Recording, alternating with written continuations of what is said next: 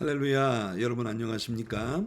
2024년 2월 8일 목요일 새벽입니다. 제가 있는 한국은 벌써 목요일 낮 시간을 향하고 있고요. 저는 이제 이 녹화를 마치고 바로 공항으로 떠나게 됩니다. 그 설 연휴로 인해서 굉장히 많은 10만 명의 사람들이 오늘 공항을 이용해서 해외로 여행을 떠난다는 뉴스를 듣고 있어서 아주 일찍부터 움직여야 하는 그런 관계로 어제 수요일 저녁 예배를 우리가 이제 함께 할 수 없었습니다. 준비하느라고요. 이제 준비를 다 마쳐놓고 오전에 또 오늘 새벽 예배 여러분과 함께 나눌 말씀을 공부하고 이제 녹화를 시작합니다.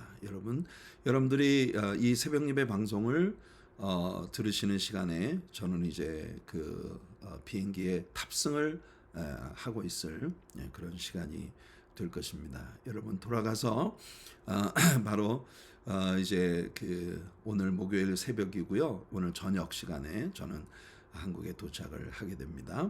그래서 여러분 돌아가서 뵙겠습니다. 그동안 너무 감사했고, 자 이제 오늘 우리 한국에서 제가 방송을 통해서 여러분과 함께 예배하는 우리 새벽 예배 이제 끝날 예배를 우리 시작하도록 하겠습니다. 사도신경으로 우리들의 신앙을 함께 고백하겠습니다. 나는 전능하신 아버지 하나님 천지의 창조주를 믿습니다. 나는 그의 유일하신 아들 우리 주 예수 그리스도를 믿습니다. 그는 성령으로 잉태되어 동정녀 마리아에게서 나시고 본디오 빌라도에게 고난을 받아 십자가에 못 박혀 죽으시고 장사된 지 사흘 만에 죽은 자 가운데서 다시 살아나셨으며 하늘에 오르시어 전능하신 아버지 하나님 우편에 앉아 계시다가 거기로부터 살아있는 자와 죽은 자를 심판하러 오십니다. 나는 성령을 믿으며 거룩한 공교회와 성도의 교제와 죄를 용서받는 것과 몸의 부활과 영생을 믿습니다. 아멘. 아멘. 왕이신 나의 하나님, 내가 주를 높이고 이렇게 찬양하겠습니다. 왕이신 나의 하나님, 내가 주를 높이고 영원히 주의 이름을 송축하리이다.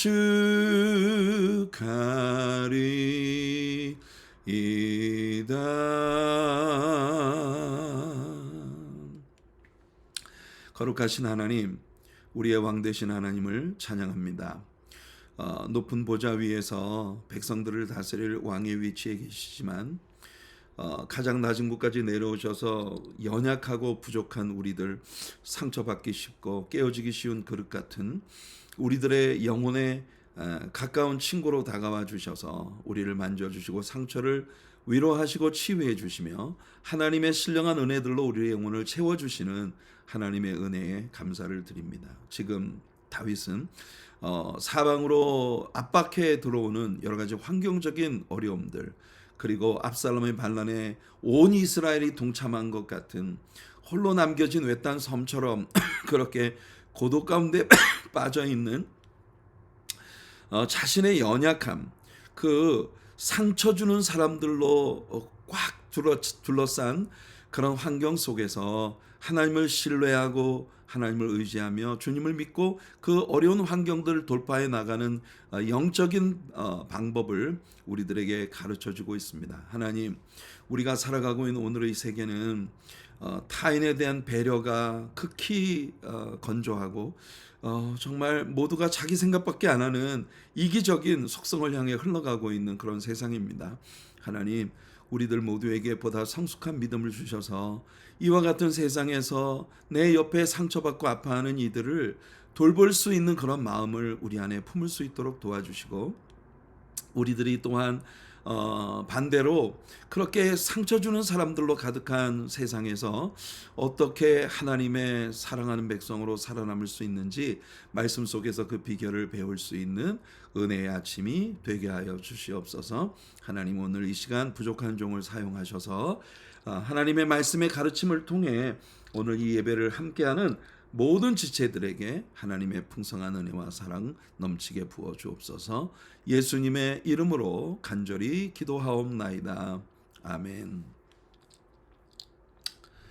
네, 오늘 아침에는 어제에 이어서 시편 31편 9절부터 13절까지 말씀을 본문으로 해서 상처 주는 자들 앞에서 주님의 긍휼 구하기라는 제목의 말씀으로 은혜를 우리가 함께 나누도록 하겠습니다. 일단 제목만 들어도 정말 많은 성도들이 이거 딱 지금 내가 처해 있는 상황에 대한 이야기 같은 그런 이야기를 성경이 하고 있구나라는 생각을 하고 계시리라고 생각합니다. 상처 주는 사람들로 가득한 세상, 우리가 살아가고 있는 세상은 정말 극단적인 이기주의와 정말 타인에 대해서 조금 더 배려함이 없는 아주 그 이기적인 그런 사고로 꽉 들어찬 그런 세상을 우리가 살아가고 있기 때문에 우리들의 삶의 주변에 온통 우리에게 상처 입히는 일을 주저하지 않는 그런 사람들로 가득한 세상을 우리가 살아가고 있기 때문인 것입니다. 자, 본문을 9절부터 13절까지 읽어 드릴게요. 여호와여, 내가 고통 중에 있사오니 내게 은혜를 베푸소서. 내가 근심 때문에 눈과 영혼과 몸이 쇠하였나이다. 내 일생을 슬픔으로 보내며 나의 연수를 탄식으로 보내며 내 기력이 나의 죄악 때문에 약하여지며 나의 뼈가 쇠하도소이다.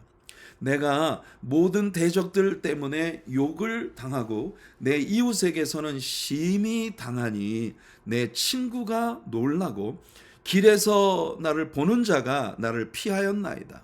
내가 잊어버린 바 됨이 죽은 자를 마음에 두지 아니함 같고 깨진 그릇과 같으니이다. 내가 무리의 비방을 들었으므로 사방이 두려움으로 감사였나이다.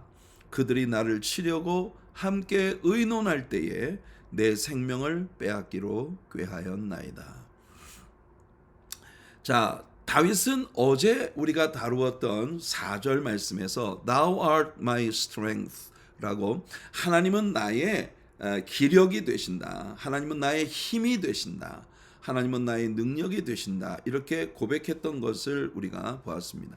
우리 개역개정판 성경에서 4절을 보시면 그들이 나를 위하여 비밀이 친 그물에서 빼내소서 주는 나의 산성이시니이다 라고 이렇게 말을 했는데요.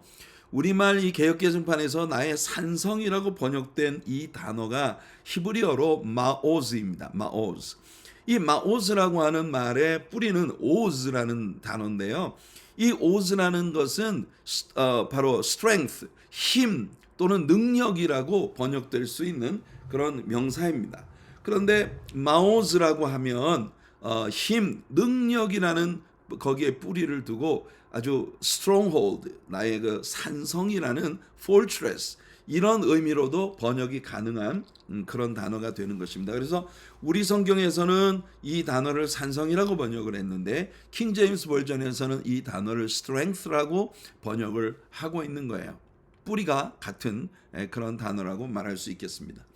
하나님은 나의 힘, 하나님은 나의 능력이라고 말했던 다윗은 다시 14절에서는 주는 나의 하나님이라 라고 고백하며 그가 절실하게 주님의 도움을 필요로 할 때 자신에게 긍휼을 베풀어 주시는 하나님, 그 하나님의 긍휼 베풀어 주시기를 하나님 앞에 구하고 있는 것입니다.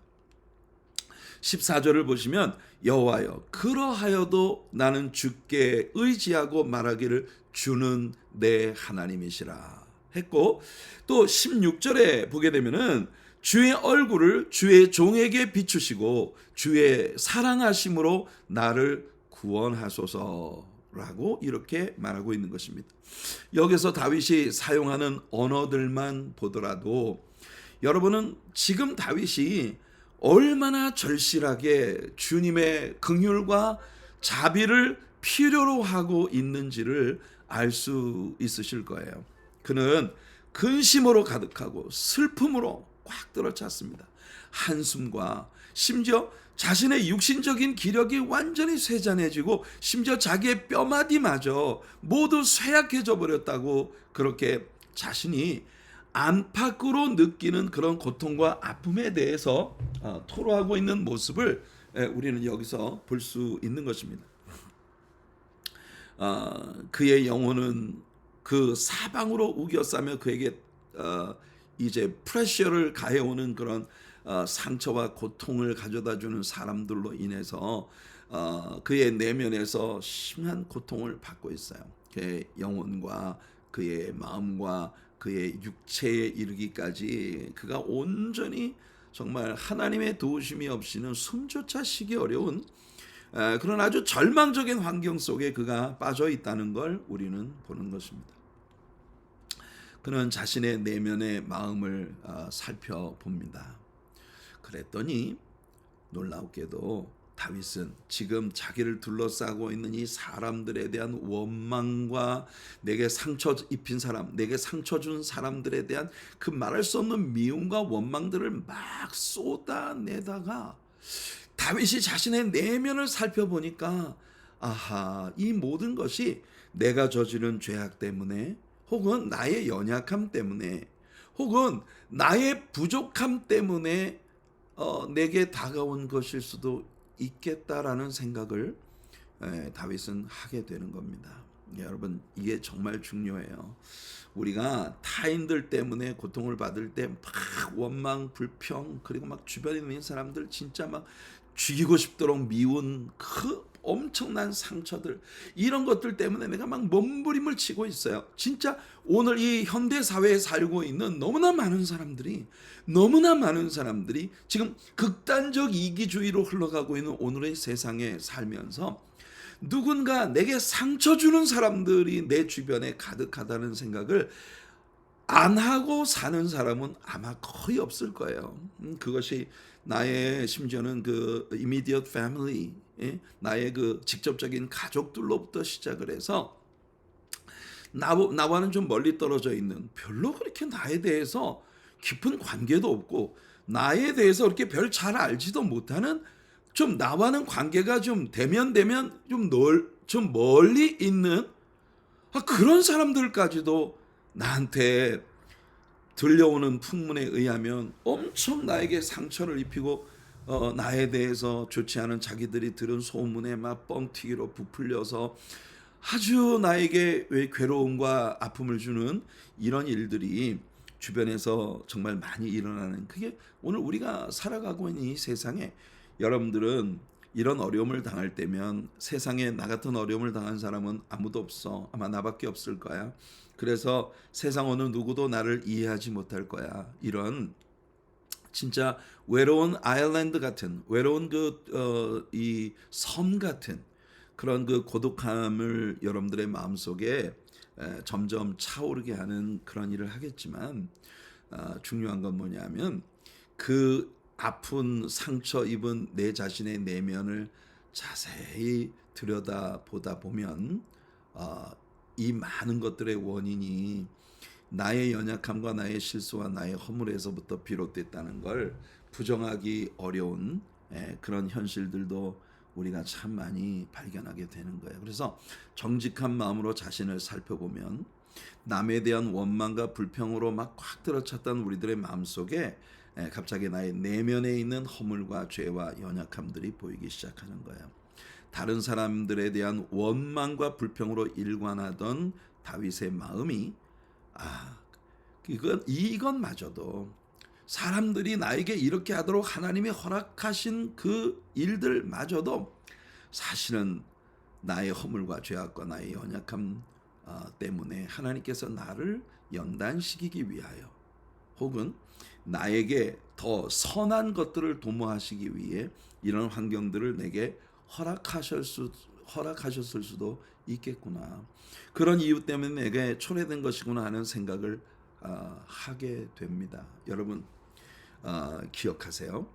이런 생각을 할 수 있는 사람이 참 복 있는 사람이에요. 철저하게 자신의 부족함 때문에 주변에 있는 사람들에게 늘 너무 많은 긴장을 주고 아픔을 주고 상처를 주며 살면서도 항상 피해의식에만 꽉 들어 찰 수 있는 것이 이 연약한 본성을 가진 우리 인생들의 약점인 거예요. 그래서 우리는 주변에 있는 모든 환경들을 보면 막 정말 너 때문이야 막 쌍권총을 날리면서 나는 그래서 정말 모든 주변에 있는 희한한 사람들 때문에 나는 피해를 입고 있다라고 생각하지만 나중에 정말 정직하게 우리 자신의 내면을 살펴보면 내가 그만큼 많은 사람들에게 상처를 입히며 살아왔다는 걸 발견하게 되는 거예요. 그래서 다윗은 말입니다. 이렇게 막 주변에 있는 어려운 환경들에 대해 하나님 나를 도와주세요. 나의 산성이 되신 하나님, 내 하나님이 되신 하나님, 하나님 뭐 하십니까? 왜 가만히 어제 말씀했잖아요. 속히 좀 빨리 하나님 아버지 제발 좀 빨리 움직여 주세요. 이렇게 막 하나님께 원망 섞인 이야기들을 하다가 다윗은 갑자기 자신에게서 발견되어진 그 모든 연약함들을 가지고 하나님 앞에 회개하며 나아가기 시작합니다. 이럴 수 있는 사람들이 정말 복 있는 사람들이라는 거예요. 철저하게 나는 완벽한데, 나는 아무 문제도 없는데 주변에 있는 사람들 때문에 나 혼자 상처받으며 살고 있다고 생각할 때 이런 관계도 회복될 수 없을 뿐만 아니라 하나님께서 이 모든 고통과 아픔들을 통해서 의도하신 그 하나님의 선하신 뜻을 우리의 삶에서 하나도 이루지 못하고 하나님이 계획하신 그 뜻에 대한 베네핏을 그 유익을 우리의 삶에서 하나도 취하지 못한 채 우리는 남아있는 모든 인생을 한숨과 고통과 원망과 불평으로 일관된 삶으로 보낼 수도 있다는 겁니다. 그의 육적이고 감정적인 모든 괴로움들이 여기 다 묘사됐잖아요. 마음의 고독함, 육체, 심지어 몸에 막 온몸의 뼈마디까지 지금 상하는 것 같은 이런 고통을 그는 토로하고 있지 않습니까? 사실은 다윗이 여기서 이야기하고 있는 거, 내 마음의 고독과 마음의 상처들과 나의 외로움과 그리고 나의 육체가 아주 여러 가지 쇠잔해지고 그리고 내 뼈까지 다 뼈 마디마디마다 힘을 잃고 연약해지고 있는 그 쇠약함. 사실 다윗이 여기서 묘사하고 있는 이 모든 상처와 아픔들이 다윗의 주변에 있는 사람들이 자기를 이런 식으로 추릿했다라고 하는 그런 다윗의 마음이 여기에 잔뜩 담겨 있는 그런 고백들인 거예요. 오늘 우리의 본문 가운데 11절부터 13절까지 말씀을 제가 다시 한번 읽어드릴게요. 한번 들어보세요. 이게 다윗의 마음입니다.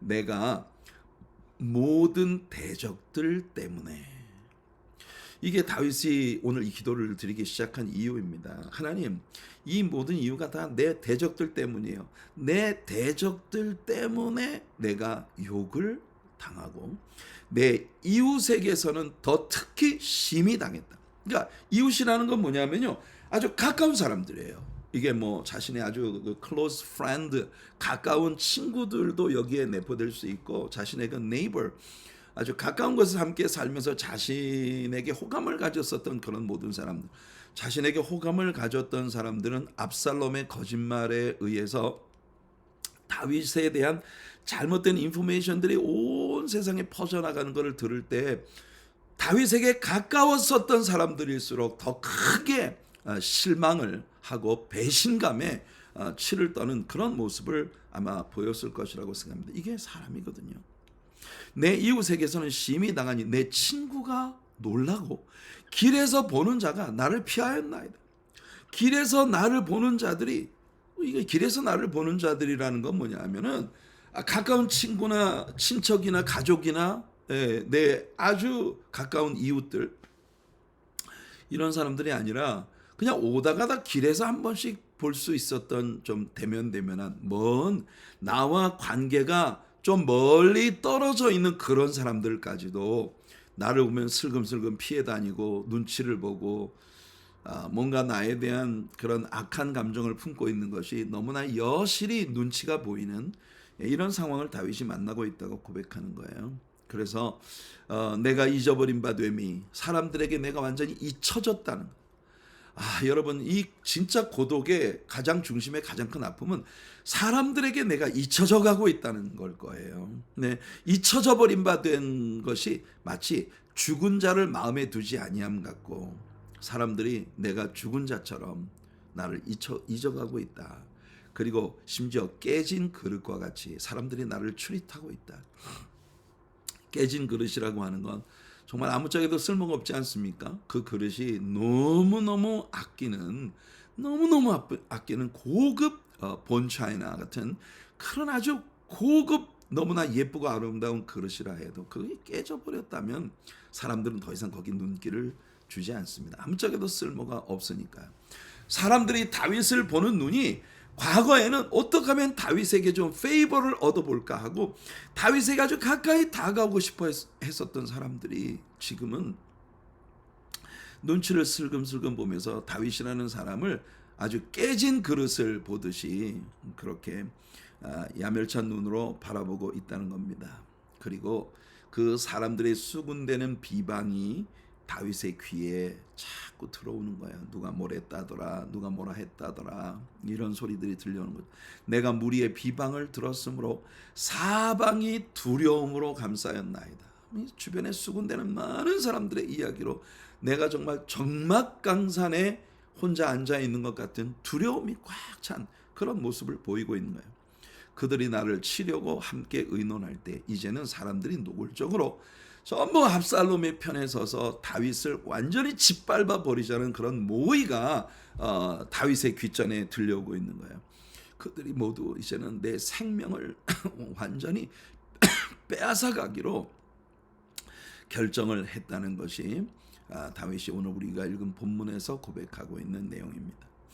이미 우리가 나누어왔던 것처럼 다윗의 대적들은 다윗에 대한 치명적인 거짓말을 세상 모든 사람들에게 퍼뜨려서 사람들로 하여금 그들의 거짓말을 믿게 만들었어요. 다윗의 아주 가까운 친구들도, 그리고 다윗을 존경하는 눈으로 늘 바라보았던 다윗의 이웃들도 이런 소문을 듣고 그 거짓을 믿기 시작하면서 아주 야멸찬 눈으로 다윗을 바라봅니다.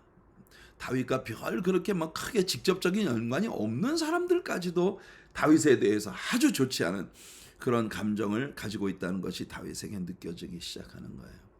거짓말은 당연히 아주 빠른 속도로 퍼져갑니다. 사람들은 남의 말을 하기를 아주 좋아하는 속성을 가지고 있기 때문에 여러분, 남의 말 하기를 너무 좋아하는 것이 사람들의 속성이기 때문에, 그래서 이 사람들에 의해서 생성되어진 이 거짓 소문들은요 엄청 빠른 속도로 퍼져나가요. 제가 예전에 설교 가운데 한번 여러분들에게 인용을 해드렸는데 스펄전 목사님이 그랬다고 했던 걸로 기억하는데, 여러분, 진리가 이제 막 세상으로 퍼져나가려고 진리가 구두끈을 묶고 있을 때 벌써 거짓은 지구 반바퀴를 다 돌아버렸다.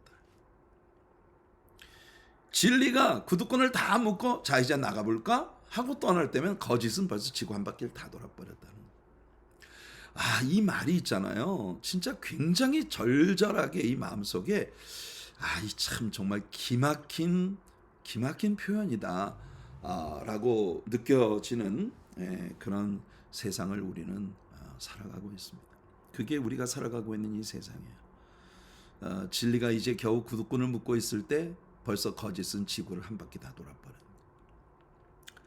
다윗과 별 깊은 관계가 없었던 사람들에게까지도 다윗을 무시한다는 그런 뉘앙스가 아주 꽉 들어차 있다는, 다윗이 사람들에게 그런 취급을 받고 있다는 걸 그 스스로가 아주 절실하게 느끼고 있는 그런 모습을 다윗은 오늘 이 성경에서 고백하고 있는 겁니다.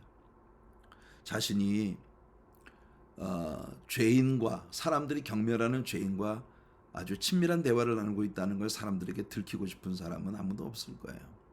그러니까 사람들은 점점 더 누군가가 보고 있는 곳에선 절대 다윗과 말을 섞으려고 하지 않는, 그래서 다윗은 자기가 잊혀진 바 된 것이 마치 죽은 자 같고 깨어진 그릇같이 여겨지고 있다고 고백을 하는 겁니다. 그런 다윗을 치려고, 그를 완전히 매장시키려고 대적들은 이미 작정을 한 것입니다. 얼마나 두렵겠어요. 이대로 내가 사람들에게 잊혀져 가는가. 나 한때는 정말 굉장히 비전이 있고 꿈이 있고 하나님께서 나를 너무나 사랑해 주셨던 그런 종이었는데, 나는 이렇게 사람들에게 잊혀져 가고 이렇게 나이를 먹어가면서 나는 정말 아무 의미도 없는, 영향력 없는 그런 인물로 이렇게 사그라들고 마는 것인가. 이런 비애가 다윗 자신의 마음속에 가득 들어차고 있는 그런 모습을 다윗은 보고 있는 겁니다. 온 이스라엘이 압살롬의 거짓말에 속아서 다 압살롬 편이 되어가고 있다고 느끼는 이런 시점, 이렇게 온 주변이 모두 자신에게 상처 주는 사람들로 가득하다고 느끼고 있을 때 다윗은요, 오직 하나님을 의지하고 하나님을 믿고 하나님의 품 안으로 뛰어들었다는 겁니다.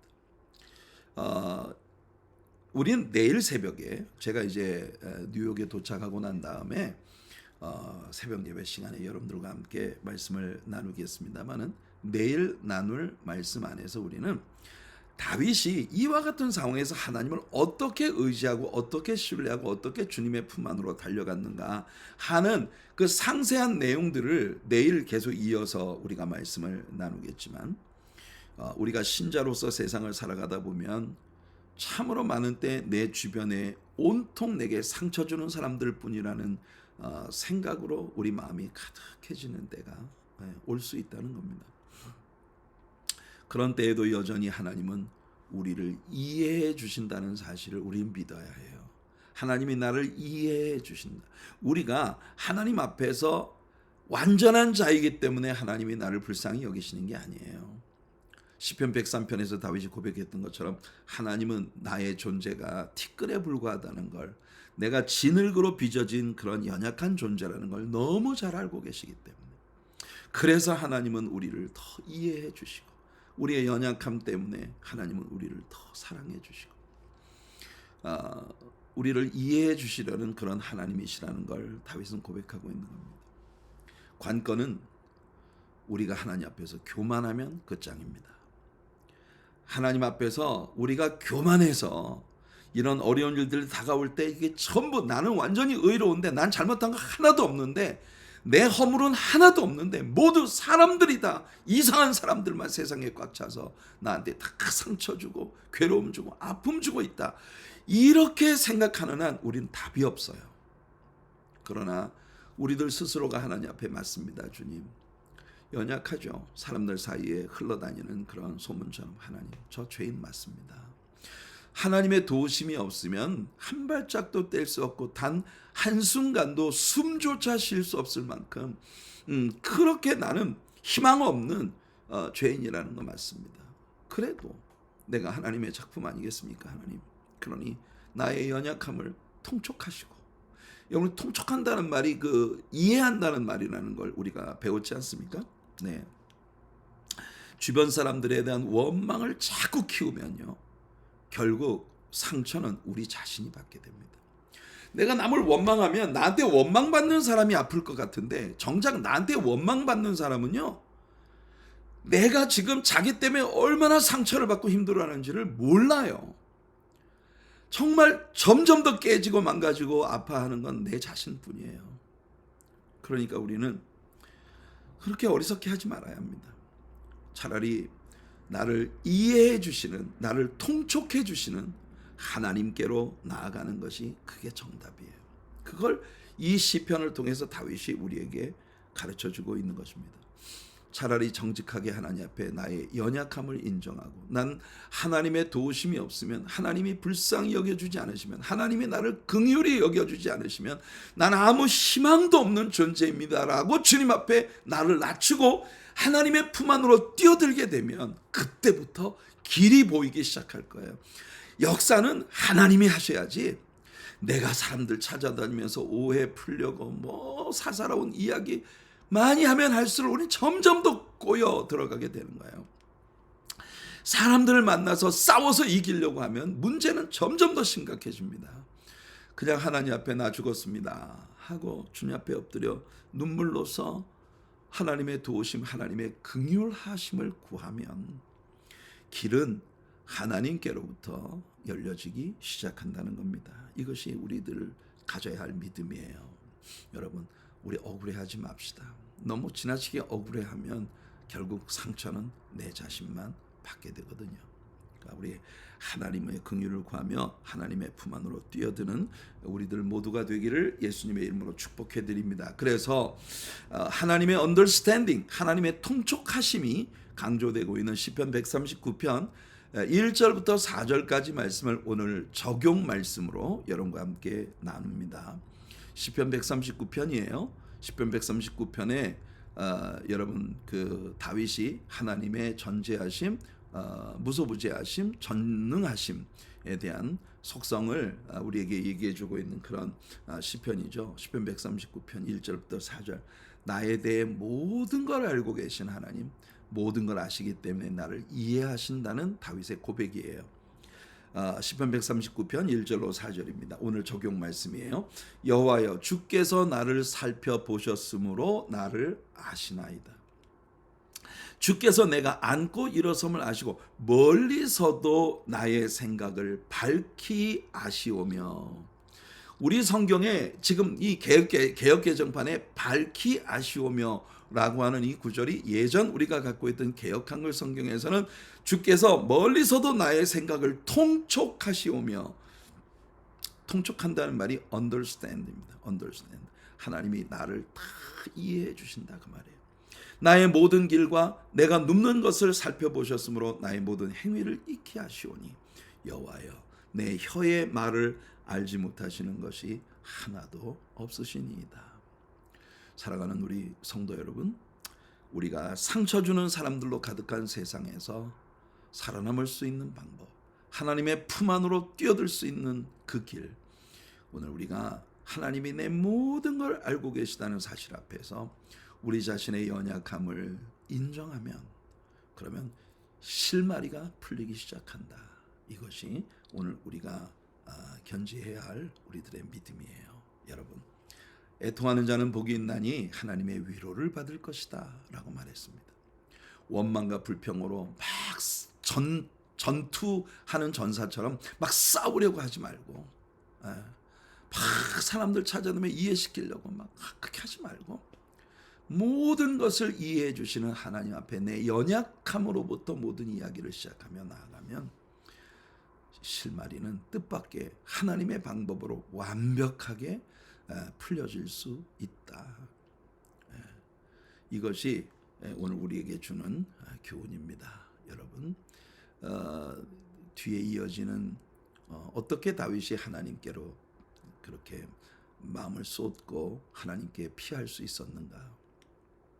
오늘 제목이 상처 주는 사람 앞에서 주님의 긍휼 구하기 아니겠습니까?